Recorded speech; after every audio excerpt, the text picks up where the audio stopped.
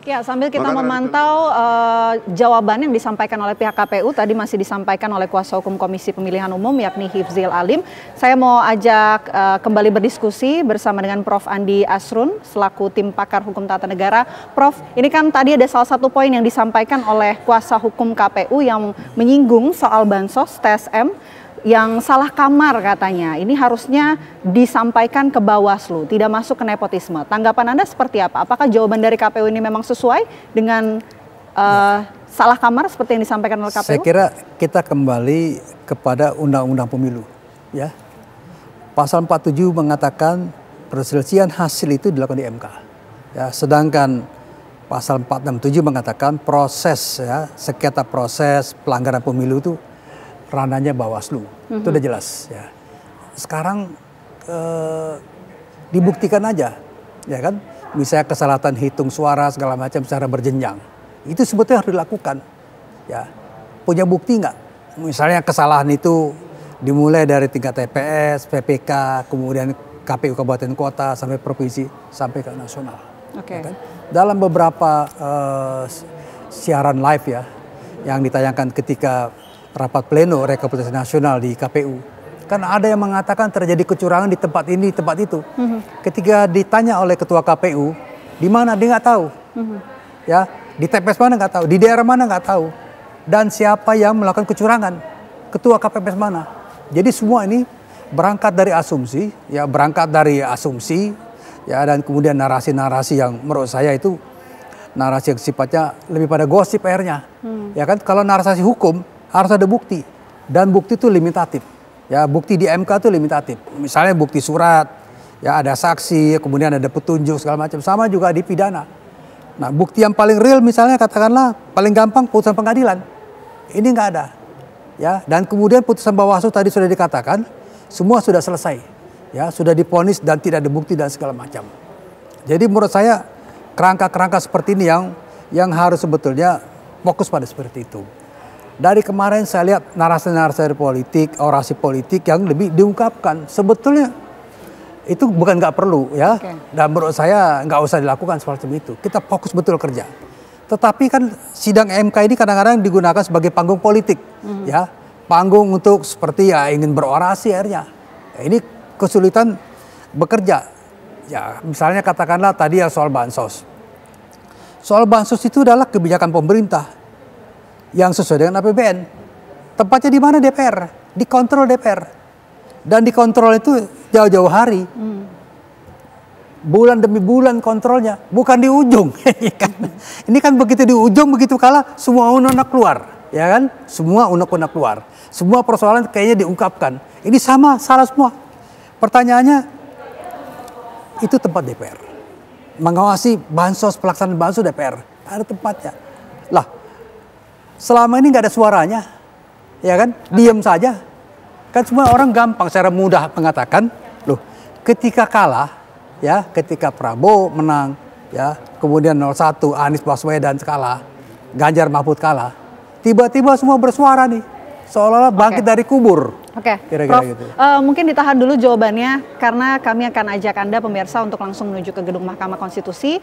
Nampaknya sudah selesai dan ada pernyataan yang disampaikan oleh Ketua MK Soehartoyo berikut ini. Yang mulia Majelis Hakim Mahkamah Konstitusi yang kami muliakan,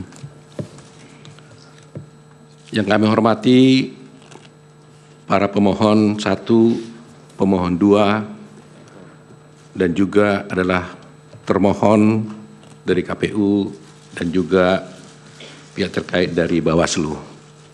Dan yang kami hormati juga teman-teman sejawat kami, para advokat yang ada di ruangan ini. Yang mulia, izinkan saya sekaligus untuk persingkat, saya menyampaikan terlebih dahulu semacam pengantar saya sebelum saya membacakan jawaban atau tanggapan kami yang ada di sini sebagai berikut. Yang mulia Mahkamah Konstitusi dan hadirin sekalian yang saya muliakan, kita sudah mendengar permohonan paslon nomor 1 dan nomor 3 dalam persidangan ini. Apa yang disampaikan dalam permohonan tersebut, kita tahu penuh narasi-narasi dan asumsi-asumsi yang sedemikian rupa, yang terkesan untuk menggiring opini, seakan-akan kekalahan dari para pemohon adalah karena adanya kecurangan pemilu. Narasi-narasi yang dikembangkan dan yang dibangun, seakan-akan rakyat memilih Prabowo Gibran adalah karena kecurangan dan karena adanya bansos. Terus terang, hal ini sangat menyakitkan dan melukai hati masyarakat Indonesia dan menafikan hak mayoritas rakyat Indonesia untuk menentukan pilihannya dengan bebas. Karena rakyat Indonesia memilih Prabowo Gibran sebagai presiden karena mereka mencintai dan menginginkan Prabowo Gibran sebagai presiden dan wakil presiden Republik Indonesia. Pilihan tersebut dilakukan oleh rakyat Indonesia berdasarkan hati nuraninya. Jadi, kalau dituduhkan dan rakyat dituduh memilih karena adanya bansos, karena adanya kecurangan, itu melukai hati rakyat mayoritas Indonesia yang memilih Prabowo Gibran sebagai presiden dan wakil presiden yang mereka cintai. Yang kedua, pemilu kali ini adalah pemilu yang paling damai dan tentu paling baik, bukan paling buruk seperti yang disampaikan oleh para pemohon. Kalau pemohon dalam permohonannya menyampaikan narasi-narasi yang bersifat asumsi dan tuduhan-tuduhan kecurangan, maka kami, kuasa hukum Prabowo Gibran, tidak akan terpancing dan tidak akan terpengaruh dengan narasi-narasi dan diksi-diksi kecurangan yang dituduhkan. Tetapi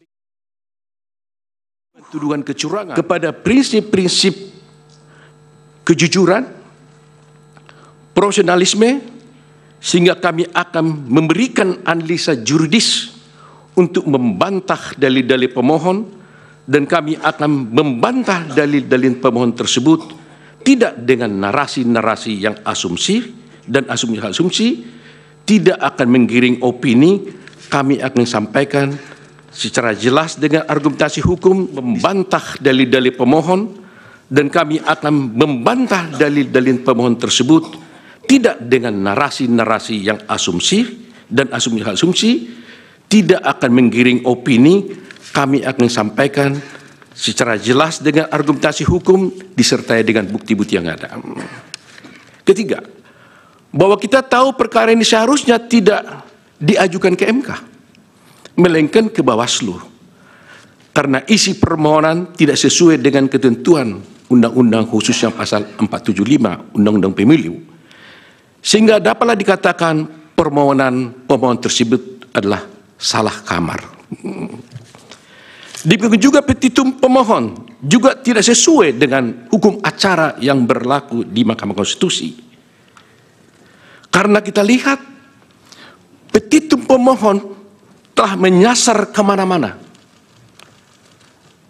sehingga terkesan permohonan tersebut, petitum tersebut seperti petitum sapu jagat, karena pihak-pihak yang tidak pihak pun di perkara ini telah dimintakan untuk diperintahkan oleh Mahkamah Konstitusi untuk dihukum atau diperintahkan untuk melakukan. Terakhir, kalau pemohon menuduh ada kecurangan atau pelanggaran pemilu, dan hal itu kami nyatakan tegas dalam persidangan ini, bahwa kami sebagai kuasa hukum Prabowo Gibran dan Prabowo Gibran menyatakan dengan tegas dan membantah hal itu tidak benar. Tetapi justru para pemohonlah, pihak pemohonlah yang melakukan kecurangan tersebut, dan kami akan buktikan di dalam persidangan ini nantinya.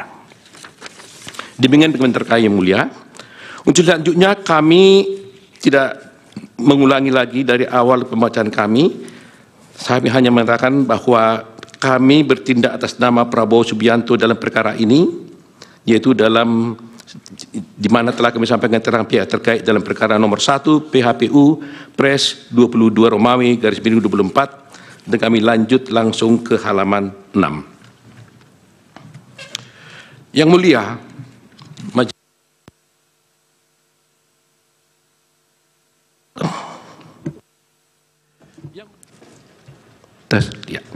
Yang mulia, pasal 6 ayat 3 Undang-Undang Dasar Republik Indonesia tahun 45 menyebutkan, yaitu di ayat 3, pasangan calon presiden dan wakil presiden yang mendapatkan suara lebih dari 50% dari jumlah suara dalam pemilihan umum dengan sedikitnya 20% suara di setiap provinsi yang tersebar di lebih dari setengah jumlah provinsi Indonesia dilantik menjadi presiden dan wakil presiden.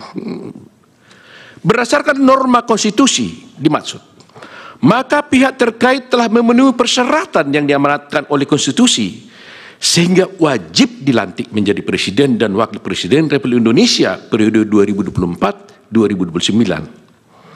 Tingginya perolehan jumlah suara yang sah diperoleh pihak terkait sudah barang tentu menunjukkan adanya kepercayaan dan keinginan begitu tinggi dari mayoritas rakyat Indonesia di hampir seluruh wilayah negara Republik Indonesia, termasuk daerah pemilihan luar negeri, guna memberikan amanat kepada pihak terkait untuk menjadi presiden dan wakil presiden Republik Indonesia 2024-2029. Rakyatlah yang dalam hal ini berdaulat menjadi penentu dari konsentrasi 3 pasangan calon presiden dan wakil presiden Indonesia, yang mana kami yakini ketiga pasangan calon adalah putra-putra terbaik yang dimiliki oleh bangsa Indonesia saat ini.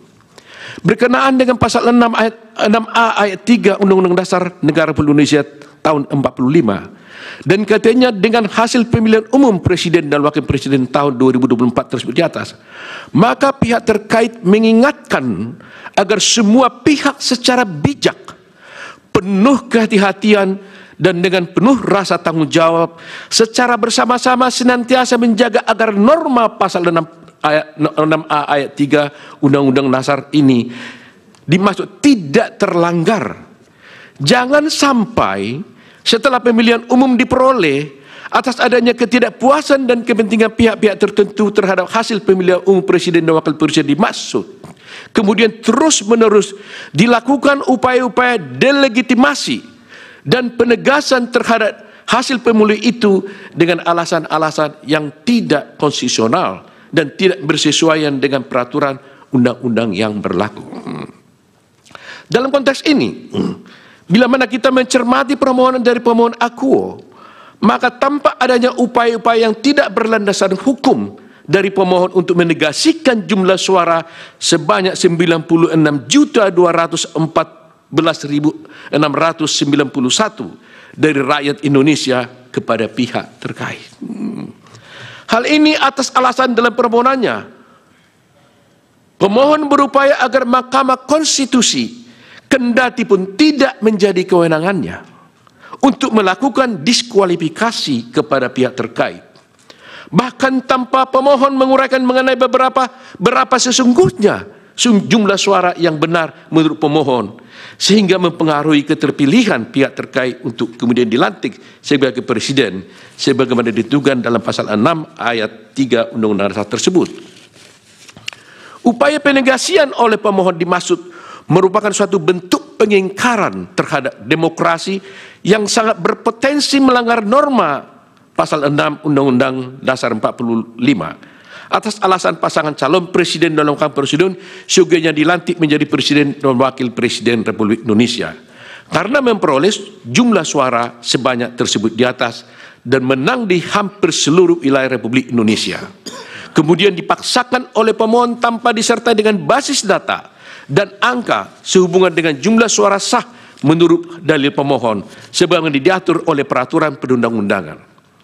Bila mana kemudian didalilkan oleh pemohon bahwasanya diskualifikasi menjadi relevan karena isu pencalonan wakil presiden yakni Bapak Gibran Raka Buming Raka tentulah dia tidak relevan.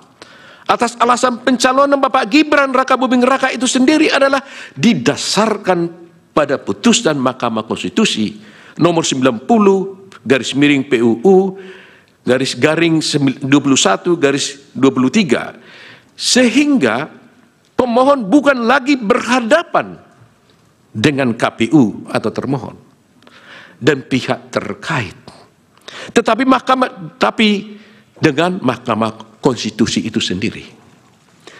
Lebih-lebih pada kenyataannya, pemohon dan pasangan calon presiden dan wakil presiden juga ikut dalam kontestasi pemilihan presiden dan wakil presiden bersama-sama dengan Bapak Gibran selaku calon wakil presiden nomor 3. Namun setelah ditetapkan kalah oleh KPU dengan 1 putaran, malah pemohon meminta kepada Mahkamah Konstitusi untuk mendiskualifikasi pihak terkait, ya atau tidak-tidaknya Bapak Gibran Raka Buming Raka. Ini suatu sikap inkonsistensi yang nyata dan sebenarnya dari pemohon. Sebagaimana kita memahami, perkara yang sedang diperiksa dan diadili oleh Mahkamah Konstitusi sekarang ini adalah perkara perselisihan pemilihan umum yang menjadi kewenangannya sebagaimana diatur oleh pasal 24C Undang-Undang Dasar Republik Indonesia tahun 45, yang kemudian dirinci oleh pasal 10 ayat 1 huruf D Undang-Undang nomor 24 tahun 23 tentang Mahkamah Konstitusi, sebagaimana telah diubah beberapa kali dan terakhir dengan Undang-Undang nomor 7 tahun 2002, yaitu kami sebutkan Undang-Undang Mahkamah Konstitusi.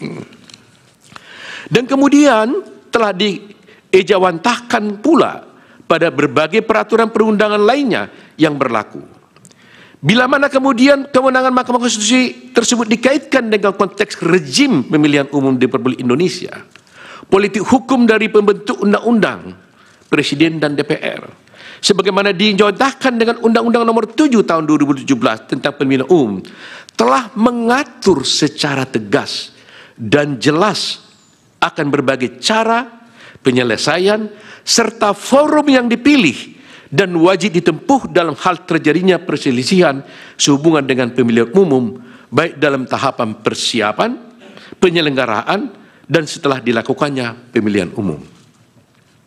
Perlu kami ingatkan kembali bahwasanya untuk Undang-Undang Pemilu telah mengatur dengan tegas dan rinci berkenaan dengan eksistensi dan kewenangan badan-badan lembaga dan lembaga untuk menyelesaikan perselisihan yang berkaitan dengan pemilihan umum.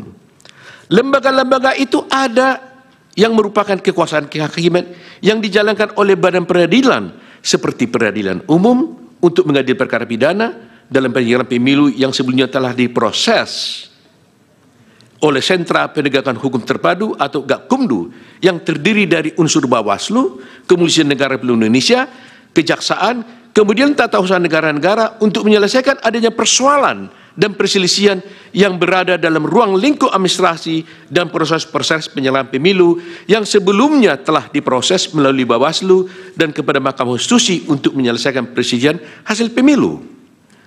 Selain daripada itu, Undang-Undang Pemilu juga telah secara tegas dan jelas memuat pengaturan mengenai lembaga-lembaga yang bersifat kuasi peradilan seperti Bawaslu dan kemudian dengan Dewan Kehormatan DKPP guna menangani pelanggaran kode etik oleh penyelenggara pemilu.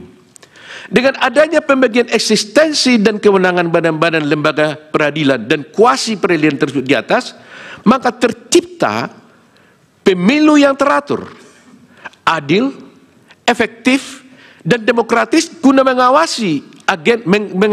agenda ketatanegaraan dalam rangka pengisian jabatan-jabatan pada kekuasaan eksekutif dan legislatif yang tidak lama lagi akan berakhir masa jabatan dan tugasnya masing-masing. Sekarang yang menjadi pertanyaan adalah, apakah tepat bila mana pemohon membawa seluruh persoalan sehubungan dengan perselisihan pemilu, baik yang berupa administrasi pemilu, pidana pemilu, pelanggaran kode etik penyelenggara pemilu, seluruhnya kepada Mahkamah Konstitusi yang kita tahu terbatas kewenangannya untuk mengadili perselisihan yang terkait dengan jumlah suara hasil pemilu. Lebih-lagi jangka waktu ditentukan oleh Undang-Undang untuk memutus suatu perkara presiden pemilu adalah hanya 16 hari.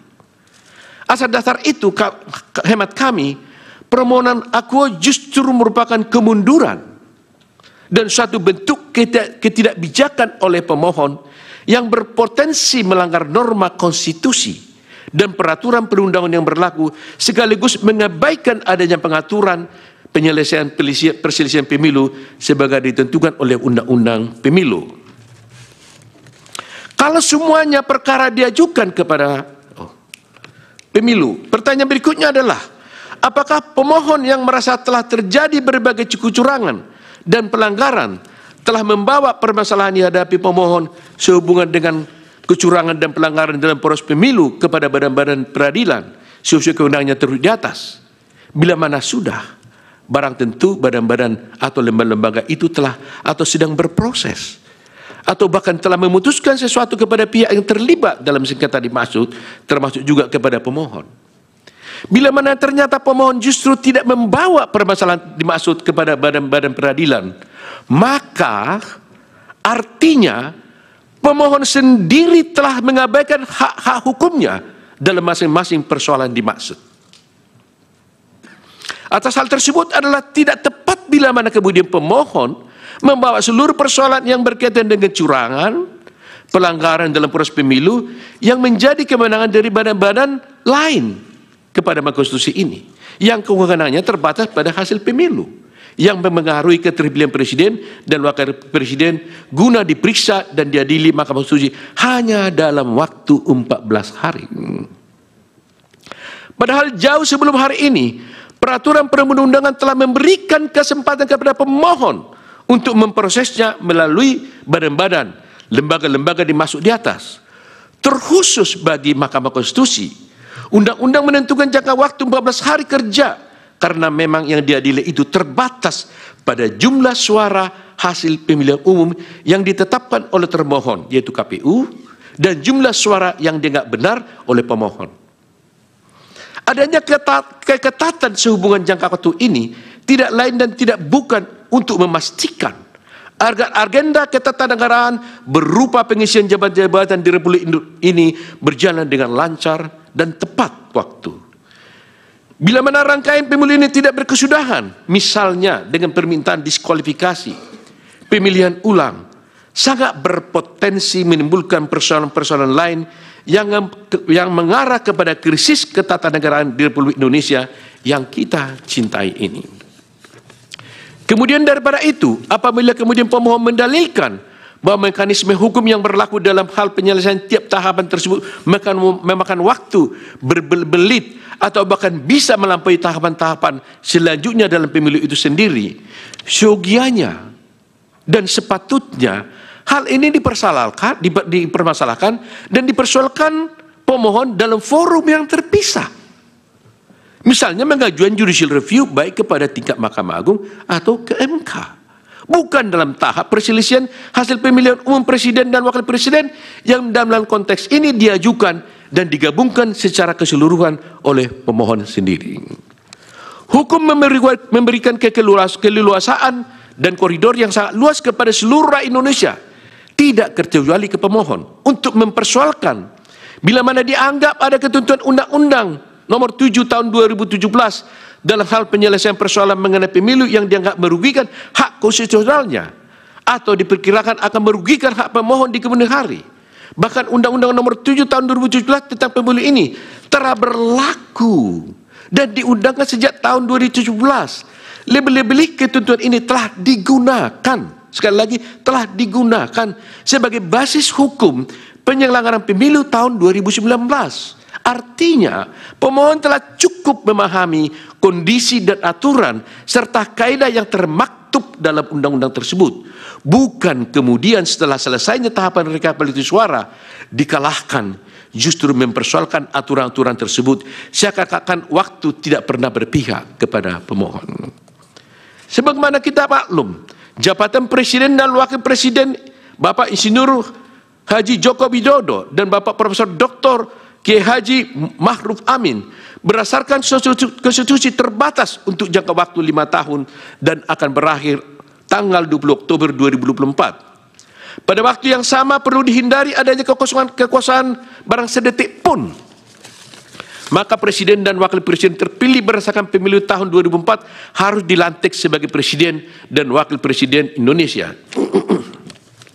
Namun demikian, bila mana perselisihan hasil pemilu kemudian tidak berkunjung berakhir, sebagaimana yang dipaksakan oleh pemohon, maka bukan tidak mungkin agenda ketatanegaraan yang terpenting yang bagi bangsa dan negara Republik Indonesia ini akan terlewatkan atau tidak dapat terlaksana.